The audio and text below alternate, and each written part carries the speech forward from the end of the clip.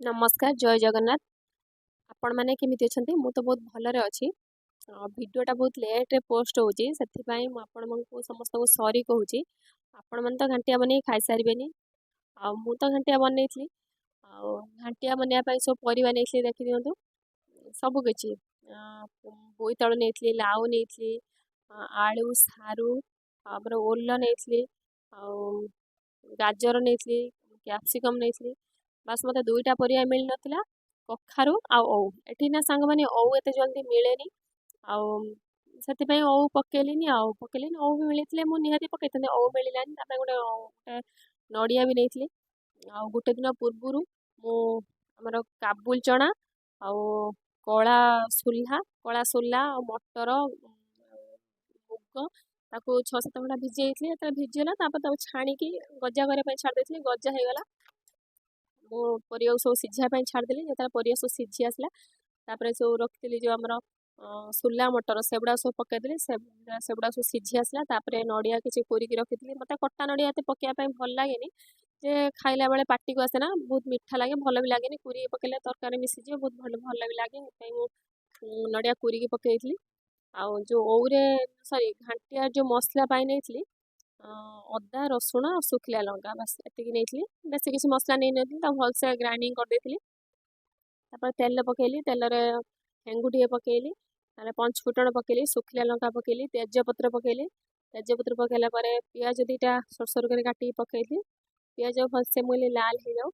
ଲାଲ ହେଇଗଲା ପରେ ଆମେ ମସଲା ଯେଉଁ ବାଟିକି ରଖିଥିଲେ ସେ ମସଲାଟା ହିଁ ଦେବା ପିଆଜଟା ଭଲସେ ଆଗେ ଲାଲ ହେଇଯାଉ ଦେଖନ୍ତୁ ଧୀରେ ଧୀରେ ପିଆଜ ବି ଲାଲ ହେଇ ଆସିଲାଣି ଆମର ଯେଉଁ ଅଦା ରସୁଣ ଆଉ ଶୁଖିଲା ଲଙ୍କା ବାଟିକି ରଖିଲି ସେ ମସଲାଟା ଦେଇଦେଲି ମସଲାଟା ଭଲସେ କଷିଲି ଯେତେ ପର୍ଯ୍ୟନ୍ତ ଆମର ମସଲା ଯେପର୍ଯ୍ୟନ୍ତ ତେଲ ଯେପର୍ଯ୍ୟନ୍ତ ନ ଛାଡ଼ିଛି ପୁଣି ସ୍ମେଲ୍ ହେବ ନା ଅଦା ସ୍ମେଲ୍ ହେବ ଆଉ ଆପଣମାନେ କହିଲେ ସାଙ୍ଗମାନେ ଆପଣ ବିନା ଓଉରେ କେଉଁମାନେ ଘାଣ୍ଟିଆ କରିଛନ୍ତି କମେଣ୍ଟ ମାଧ୍ୟମରେ ନିହାତି ଲେଖିବେ କୁଆଡ଼େ ଓଉ ମିଳେନି ଯେମିତି ମୋତେ ଓଉ ମିଳିଲାନି ମୁଁ ସେମିତି ବିନା ଓଉରେ ଘାଣ୍ଟିଆଟା କଲି କେଉଁମାନଙ୍କୁ ଆପଣଙ୍କୁ ଯେ ଓଉ ମିଳିଲାନି ଆପଣ ଘାଣ୍ଟିଆ କରିଛନ୍ତି କମେଣ୍ଟ ମାଧ୍ୟମରେ ନିହାତି ଲେଖିବେ ଆଉ ସେ ଏପଟେ ଦେଖନ୍ତୁ ମୋ ମସଲା ଆପଣଙ୍କ ସହିତ କଥା ହଉ ମୋ ମସଲାଟା ବି ହେଇଗଲାଣି ମସଲା ଦେହରେ ମୁଁ ଧନିଆ ପାଉଡ଼ର ଦେଇଥିଲି ହଳଦୀ ଗୁଣ୍ଡ ଆଉ ଲୁଣ ହଳଦୀ ମୁଁ ପ୍ରଥମେ ଦେଇଥିଲି ନା ତେଣୁକରି ମସଲା ଅନୁଯାୟୀ ଲୁଣ ହଳଦୀ ପକାଇବେ ଲୁଣ ବି ଅଧିକ ହେଇଯିବ ହଳଦୀ ବି ଅଧିକ ହେଇଯିବ ମୁଁ ଟିକେ କାଶ୍ମୀର ଲାଲ ମିର୍ଚି କଲର୍ ପାଇଁ ସେଇଟା ରାଗ ନୁହଁ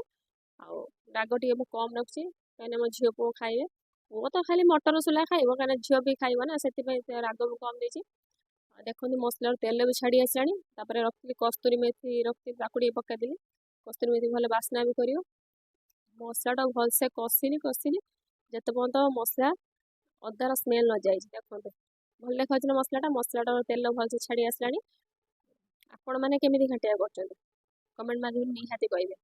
ଆଉ ଭଲ ସ୍ମେଲ୍ କରିବା ପାଇଁ ଆମର ଘାଣ୍ଟିଆଟା ସେଥିରେ ପନିର ମସଲା ଟିକେ ଦେଇଦେଲି ପନିର ମସଲା ଦେଲେ କ'ଣ ହେବ ନା ଘାଣ୍ଟିଆଟା ବହୁତ ଭଲ ବାସ୍ନା କରେ ଆମ ଘରେ ତ ଓଉ ସଫିସିଏଣ୍ଟ ଥାଏ ଓଉ ଅଧିକ ଟିକେ ପଡ଼େ ଖଟା ସମସ୍ତଙ୍କୁ ପସନ୍ଦ ଆଉ ସେଥିରେ ମୋ ପାଖରେ ମାନେ ଅଧିକ ଘାଣ୍ଟିଆ ଯେହେତୁ କରିଥିଲି ମାନେ କରେଇରେ ଧରିବନି ତେଣୁକରି ମୁଁ କ'ଣ କଲି ନା ଅଧା କିଛି ଯେଉଁ ଘାଣ୍ଟ ଆଣିକି ମସଲାରେ ପକାଇଦେଲି ମୁଁ ଆଗେ କିଛି ଏଥିର ମସଲାଟା ଗୋଳେଇ ଦିଏ ତାପରେ ମୁଁ ଏପଟକୁ କାଢ଼ିଦେବି ଯେଉଁ ମୋ ଟୁପିଆରେ ଘାଣ୍ଟିଆଟା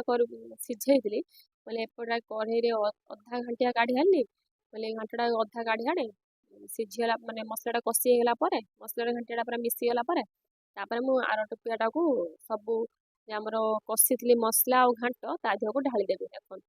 ମୁଁ କରେଇରେ କରିଥିଲି ନା ତାପରେ ମୁଁ ପୁଣି ଏପଟ ଟୁପିଆକୁ ଢାଳିଦେଲି ଢାଳିଦେଲା ପରେ ତାପରେ ଯେଉଁ କରେଇରେ ଆମର କିଛି ମସଲା ଲାଗିଥିଲା ତା ଦେହରେ ପାଣି ଦେଲି ପାଣି ଦେଲା ପରେ ପୁଣି ଘାଣ୍ଟିଆ ଢାଳିଦେଲି ତ ପୁରା ବହଳିଆ ହେଇଯିବ ନା ଆଉ ଦେଖନ୍ତୁ ଏବେ ଦେଖନ୍ତୁ ଘାଣ୍ଟିଆ ଲୁକ୍ଟା ଦେଖନ୍ତୁ କେମିତି ଲାଗୁଛି ଆଉ ଆପଣ ତ ଖାଇପାରିବେନି ବାସ୍ ଦେଖିକି କହିବେ ଆଉ କେମିତି ଲାଗୁଛି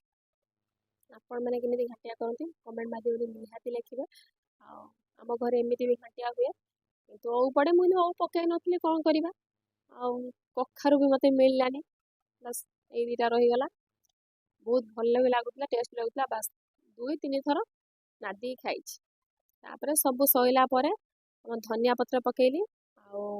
ଲଙ୍କା ଗୁଣ୍ଡ ପକେଇଲିନି କାହିଁକିନା 2-3 ଥର ପୁଣି ଲଙ୍କା ବାଟିଥିଲି କଲର୍ ଲଙ୍କା ଗୁଣ୍ଡ ଦେଇଥିଲି ଲଙ୍କା ବେଶୀ ପକେଇଲେ ରାଗ ହେଇଯିବ ତାପରେ ହେଇଗଲା ପରେ ଧନିଆ ପତ୍ର ପକେଇଲା ପରେ ଜିରା ଗୁଣ୍ଡ ବାସ୍ ଲାଷ୍ଟରେ ପକେଇଦେଲି ଆପଣ ଏମିତି ବନେଇ ଖାଆନ୍ତୁ ମୋ ଘାଣ୍ଟିଆଟାକୁ ପସନ୍ଦ କରନ୍ତୁ